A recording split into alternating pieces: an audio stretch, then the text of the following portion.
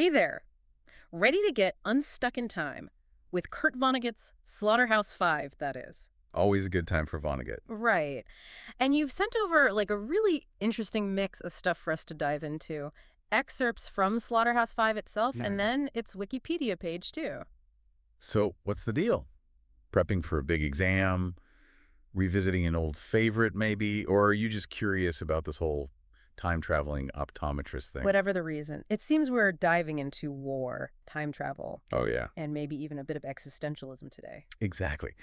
So, to make sure we're on the same page, for this deep dive, we'll be treating the excerpts you sent from Slaughterhouse-Five and its Wikipedia page as, like, our primary sources, and we'll, Yeah, treat them as factual just for the sake of our analysis today. sounds good. And our mission is basically to uncover the heart of Vonnegut's story. We need to explore that historical event that clearly, haunted him, the bombing of Dresden. Yeah, and it wasn't just some, like, fictional event for Vonnegut, right? He was actually a prisoner of war in Dresden during the firebombing. That's right. He lived through it, Yeah. and he channeled that experience into his writing, Yeah. especially Slaughterhouse-Five. Right? That's where we meet Billy Pilgrim, the book's protagonist. An optometrist from Ilium, New York, who, just happens to become unstuck in time. And through Billy's fragmented experiences, we get these glimpses into the absurdity of war, the disorientation of trauma. Yeah. And the way Vonnegut plays with time in this book is just, like, fascinating. One minute, Billy's on a train to his father's funeral, and the next, he's in a zoo on a planet called Tralfamadore. How do we even begin to unpack that? It's not just random time jumping, though. It reflects Billy's mental state. Mm. The way trauma can make someone feel unmoored from reality. Mm-hmm. It's also a way for Vonnegut to explore the very nature of time itself. Which brings us to, those toilet plunger-looking aliens from Tralfamadore, right? Right, they offer this whole new way of looking at life, death, and the nature of time. Totally. And they introduce us to that recurring phrase. So it goes. It pops up after every mention of death. And I have to say, it seemed a little callous at first. It did, didn't it? It did. But if we dig deeper, we see it reflects the Tralfamadorian belief that all moments exist simultaneously. Death isn't an end, just a point in this vast tapestry of time. They can see all of time at once. The future isn't something to be scared of, and the past can't be changed. It's like they're saying, yes, death is sad, but life goes on in other moments, in other ways. It's a very different perspective than what we're used to, but maybe one that could be helpful when processing grief or trauma. Exactly. It encourages us to consider different viewpoints, to question our assumptions about, well, about life and death, really. Totally. And it makes you wonder, is Billy's unstuck-in-time experience a way of coping with the trauma of Dresden? Is he drawn to the Tralfamadorians because their perspective on time offers him some solace from that? That's a really interesting question. It makes you think about how we all develop our own coping mechanisms for dealing with difficult experiences, doesn't it? For sure. And maybe, in a way, reading Slaughterhouse-Five is a coping mechanism in itself. It allows us to explore these dark, complex themes in a safe space, to find humor in the absurdity, and maybe even a glimmer of hope amidst the chaos. And that's where Vonnegut's genius shines through, isn't it? Yeah. He takes these huge, complex themes, war, trauma, the nature of reality, and somehow makes them relatable, even funny at times. Right. Yeah, And let's be honest, Slaughterhouse-Five wouldn't be a Vonnegut novel without its dark humor. right. Take that scene in the plane with the barbershop quartet, for example. Okay. They're singing this crude song about a Pollock right before it crashes. Talk about jarring and unexpected. Right. Makes you think, is anything sacred? Precisely. That's Vonnegut holding up a mirror to society, forcing us to question our values, our perceptions of what's acceptable. He's using humor to highlight the absurdity of it all. And nowhere is that absurdity more apparent than in his portrayal of the Dresden bombing. I mean, the history books tell one story, but Vonnegut paints a much more vivid and frankly grim picture of its aftermath. He doesn't shy away from the human cost of war at all. Remember that haunting description of the people after the bombing? Watery and putty-colored. Oh, yeah. From starvation, from trauma. And the image of Billy and the Maori soldier digging for bodies in the rubble. These details, while unsettling, are crucial to understanding the true impact of war, something that's often glossed over in official accounts. It's like he's saying, look, this is what war really does. This is the reality we don't often see or talk about. Exactly. And it's a reality that clearly stayed with Vonnegut long after the war ended. Yeah. He even goes back to Dresden with a friend from the war, Right. Bernard V. O'Hare, Mm-hmm. and a cab driver takes them to the actual slaughterhouse where they were held prisoner. And the cab driver's mother was incinerated in the firestorm. Hmm. It's a poignant detail that highlights the personal tragedies behind the larger historical event. Yeah. Each one of those lost souls had a life, had people who loved them. Yeah. It's also interesting how Vonnegut weaves his own experiences into the narrative, not just through Billy, but through the narrator, who openly identifies as Kurt Vonnegut. Right. He even talks about his struggles with writing the book, the feeling that there are no words for such a massacre. And yet he finds a way. He captures the horror, the absurdity, the profound sadness of it all. But he also finds moments of humanity, of humor, of connection amidst the chaos. Like Edgar Derby, the high school teacher. He's older than the other soldiers, and he feels this weight of responsibility. Even though he's deeply affected by what he's going through, he wants to protect his students. It shows that even in the darkest of times, compassion and a desire to nurture can endure. Yeah. And then there's Kilgore Trout, this like cynical but brilliant writer who pops up throughout the book. He's sort of like Vonnegut's alter ego, wouldn't you say? I would, yeah. Underappreciated, misunderstood, but still manages to offer these insightful, if somewhat bleak, observations about the world. He's the outsider, the one who sees through the cracks in society's facade, much like Vonnegut himself. Yeah. It makes you wonder, how much of Kilgore is Vonnegut, and how much is Vonnegut in Billy? It's like those recurring motifs that keep popping up throughout the book. Right. The barbershop quartet, the phrase "so it goes," the image of a lone bird singing in the ruins. They're like puzzle pieces that Vonnegut scatters throughout the narrative, inviting us to piece them together and find our own meaning. It's fascinating how much Vonnegut plays with structure in this book. Yeah. He'll be describing something seemingly ordinary, and then, boom, a flashback to the war, or a bizarre encounter on Tralfamadore. Right, our own memories, right? Exactly. They're not linear, they're fragmented, and often the most vivid ones are those tied to intense emotions. Ooh. Love, loss, trauma. He even talks about how he used to outline his stories on rolls of wallpaper using his daughter's crayons, with each color representing a different character. Wow. It gives us a glimpse into his creative process, the way he tried to make sense of these complex narratives. It makes me think about Billy's experience of time itself. It's fluid, fragmented, and often unpredictable, which I think is a really powerful metaphor for trauma, wouldn't you say? Absolutely. Yeah. Because trauma has a way of distorting our perception of time. Yeah. It can make the past feel ever-present, Mm-hmm. the future uncertain. And that sense of uncertainty of being unstuck is something I think a lot of people can relate to, even if they haven't experienced war firsthand. We all have our own Dresdens, our own moments that shape us, that make us question our place in the world. And what's so brilliant about Slaughterhouse-Five is that it doesn't offer any easy answers. Right. It doesn't tell us how to make sense of trauma or loss or the absurdity of existence.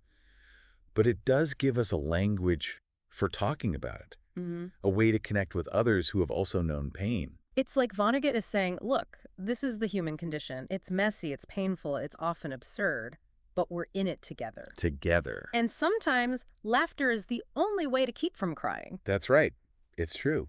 Sometimes laughter really is the only way to deal with the darkness. Yeah. And Vonnegut's work is it's full of that. Oh, it is. He uses it to highlight the absurdity of war, Totally. the hypocrisy of society, even the inevitability of death. And he does it in a way that, it makes you think, but it also makes you feel less alone in those thoughts. Exactly. He creates these characters who are flawed. Oh, yeah. Often ridiculous even. Yeah. But also deeply human. Mm. And relatable. Like Billy, who's just trying to make sense of it all. Yeah. His own experiences. He's not a traditional hero. He's not out to save the world or anything. Yeah. He's really just trying to survive.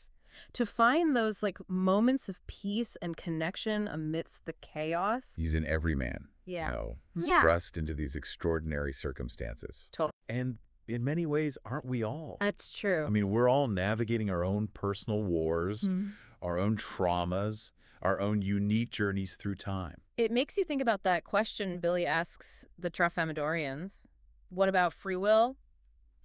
And their response is it's classic Tralfamadorian. Oh, right. Right. They basically tell him it's an earthling concept. We don't even understand what that means. Because in their view of time, everything's predetermined. There are no what-ifs or if-onlys. It's like they're saying, why worry about what you can't control?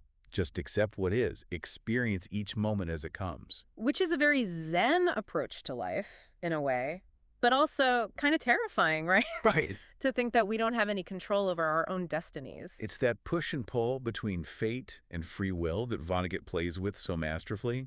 He presents these seemingly contradictory ideas, and he challenges us to find our own answers. Yeah, it's like he's saying, here are the pieces, now you figure out what they mean, which is what makes this book, and I think this deep dive, so interesting, right?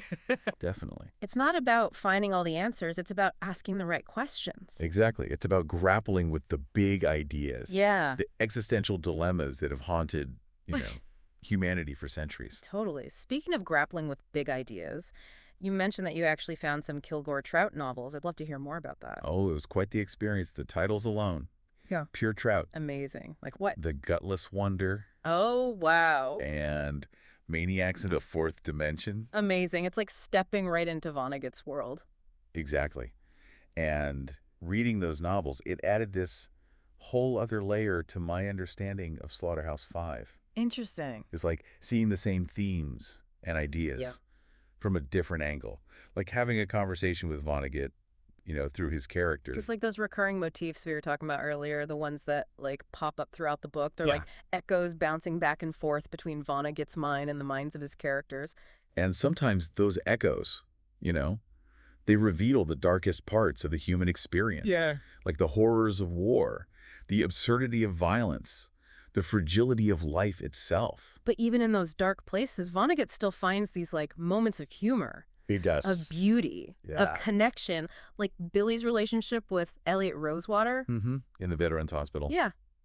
They're kindred spirits, wouldn't you say? Right. Both trying to make sense of a world that feels increasingly senseless. Absolutely. And they find solace in Kilgore Trout's bizarre, often dystopian stories. Oh, yeah, they do. Because those stories, they acknowledge the absurdity, the things that mainstream society often tries to just ignore. Like that Trout novel, The Gospel from Outer Space, where an alien visits Earth and is just like horrified by how easily people can be cruel in the name of religion. Classic Vonnegut, using satire to challenge hypocrisy. Yeah. And make us question our own beliefs. And it brings us back to the bombing of Dresden, yes. An event that continues to spark debate and controversy even, to this day. Because there are those who see it as a necessary military target and others who believe it was a senseless act of violence against civilians. And Vonnegut, through Billy's experiences, he doesn't shy away from portraying the devastation. No, he doesn't. And the human cost of that event. It's impossible to read those passages, those descriptions of the city in ruins, the watery and putty-colored people, and not be moved by the sheer scale of the suffering. And it's a reminder that war, no matter the cause or the justification, it always leaves scars. Always. Both physical and psychological. Yeah. Scars that individuals and societies carry for generations. Scars like the ones Billy carries. The physical scars from the plane crash, and then the invisible ones, right, from the trauma of Dresden. Right.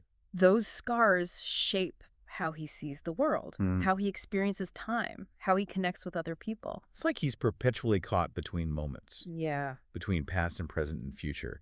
Never fully able to inhabit any one reality. Which makes me think about, those who experience PTSD, they often describe this feeling of being stuck in their trauma. Right. Like the past is always present. Yes. Maybe that's what Vonnegut is getting at with Billy's unstuck in time experience. Yeah. It's a metaphor for how trauma can just shatter our sense of self. Absolutely. And our place in the world. That's a very insightful connection. Okay. And it speaks to the universality of Vonnegut's themes. Even though Slaughterhouse-Five is set against the backdrop of World War II, its exploration of trauma, loss, and the search for meaning in a chaotic world. It continues to resonate with readers today. It's a reminder that even in the darkest of times, there are still moments of beauty, connection, even love. Moments like Billy's relationship with Montana Wildhag on Tralfamadore. It's unconventional, sure, but, It is. It offers him a sense of solace, a glimpse of hope in a universe that can often feel cold and indifferent. It's like their connection, it transcends time and space itself.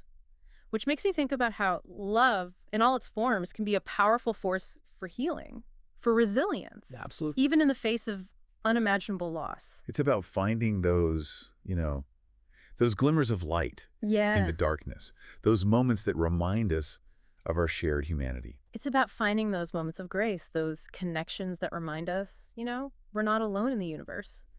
And Vonnegut, he does a good job through Billy's journey of reminding us that even when faced with trauma, absurdity, there's still room for beauty, for love, for a little bit of hope.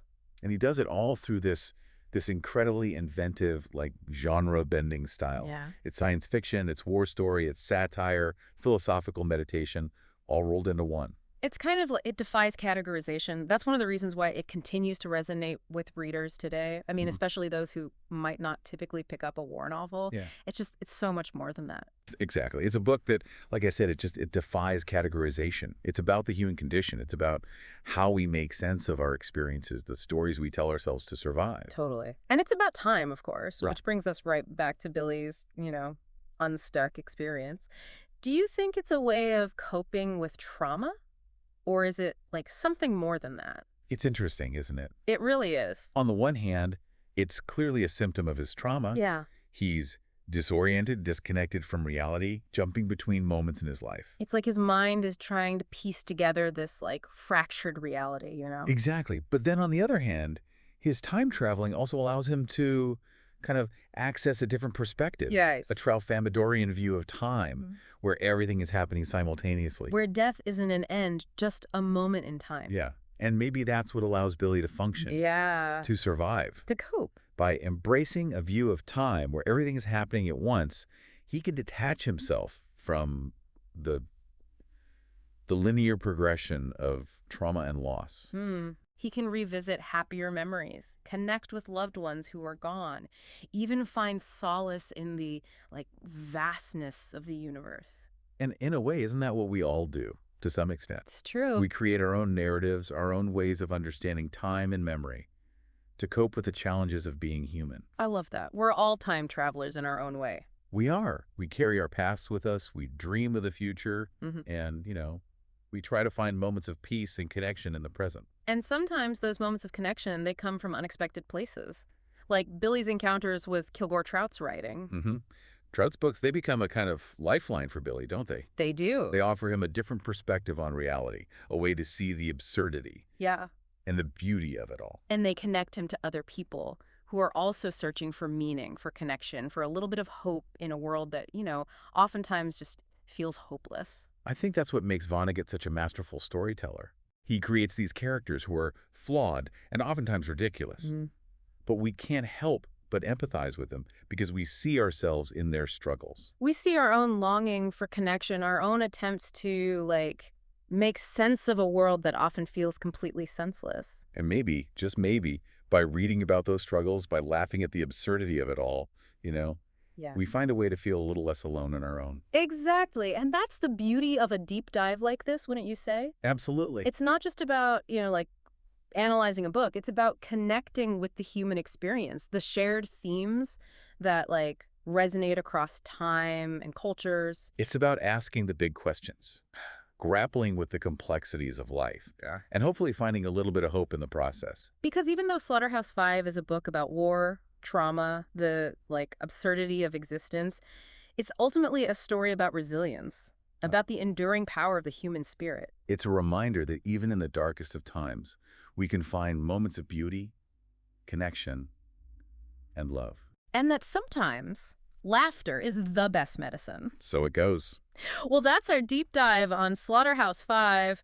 What a ride. I hope this has, given you plenty to think about. Maybe even inspired you to revisit those excerpts with fresh eyes. And who knows, maybe you'll even be inspired to, seek out a Kilgore Trout novel or two. Right. Just be prepared for a healthy dose of absurdity. And a whole lot of heart. Until next time, keep those pages turning and those questions coming. And remember, if you ever need another deep dive, you know where to find us.